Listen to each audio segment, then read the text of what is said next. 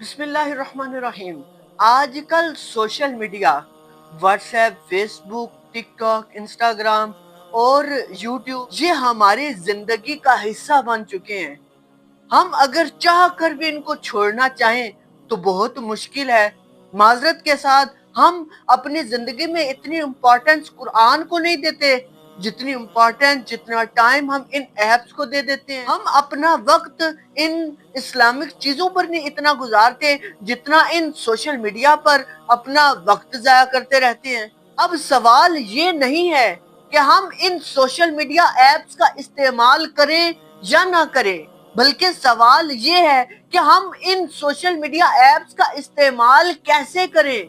क्योंकि बास इन्फ्लुएंसर के लिए ये सोशल मीडिया गुनाह का बाइस है और बास सोशल मीडिया इन्फ्लुएंसर के लिए ये सोशल मीडिया जो है ये सवाब का काम है। कुछ लोग बहुत अच्छा काम कर रहे हैं और कुछ लोग इस सोशल मीडिया पर बेहयाई को प्रमोट कर रहे हैं, इस बेहयाई को फैला रहे हैं, इस कल्चर को जो कि मुसलमानों में ये अब वाजे कर दिया गया है, इस कल्चर को प्रमोट कर रहे हैं। तुम अगर इन सोशल मीडिया एप्स का अच्छा इस्तेमाल करोगे, वो क्लिप्स के जिनको देखकर हमारा ईमान सुथरा होगा, वो क्लिप्स कि जिनको देखकर हमारा ईमान वाजे होगा, तो यही सोशल मीडिया हमारे लिए सवाब का जरिया बनेगा। और अगर हम इसे सोशल मीडिया पर बेहयाई देखेंगे, गुनाह देखेंगे, फितना देखेंगे, तो क्या हमें वहां पर सवाब मिलेगा या गुनाह मिलेगा?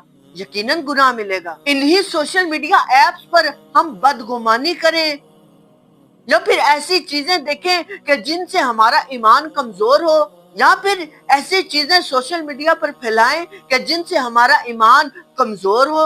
अफसोस के साथ हम इन सोशल मीडिया पर ऐसे ऐसे गुनाह करते जा रहे हैं कि ना अनजाने में हमें वो पता ही नहीं कि हम कौन से गुनाह करते चले जा रहे हैं।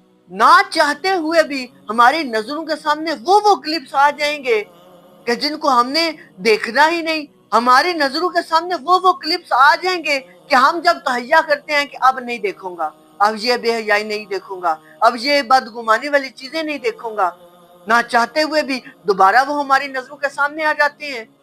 यकीन माने हम इस माशरे में वो मुसलमान बनते चले जा रहे हैं कि अगर हम इस माशरे को प्रमोट करने वाले मौलवी को पकड़ लें तो उस पर मीम्स बना दें, उसको देखकर वो मीम्स याद करेंगे जो एक काफिर के लिए बनाई गई हो, जो उन पर जचती हो। हम वो अपने मौलवी पर जो कि इस्लाम को प्रमोट करने वाला है, उस मौलवी पर फिट कर देंगे। हम इस माशरे में वो मुसलमान बन रहे हैं कि अगर किसी बेहयाई फैलाने वाले को देख ले उसके हाथ तक चूम लेते हैं और इन्हीं बेहयाओं को हम अपना आइडियल बनाए हुए हैं कि यही हमारे सरों के ताज हैं। इसी तरह अगर हम इन सोशल मीडिया एप्स का अच्छा इस्तेमाल करें तो हम कुरान को लोगों तक पहुंचा सकते हैं, हम रोजाना की एक हदीस लोगों तक पहुंचा सकते हैं।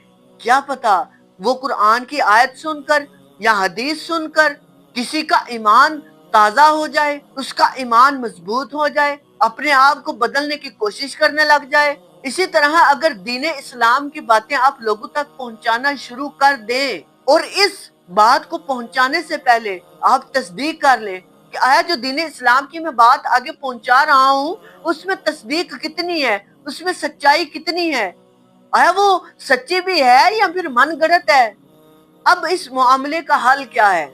आप अपना सोशल मीडिया यूज करने का एक टाइम फिक्स कर सकते हैं कि मैं फलां टाइम में अब सोशल मीडिया यूज करूंगा और कोशिश यही करूंगा कि बेहयाई से बचूं, क्योंकि जिस चीज की लत लग जाए उसको छोड़ना बहुत मुश्किल होता है।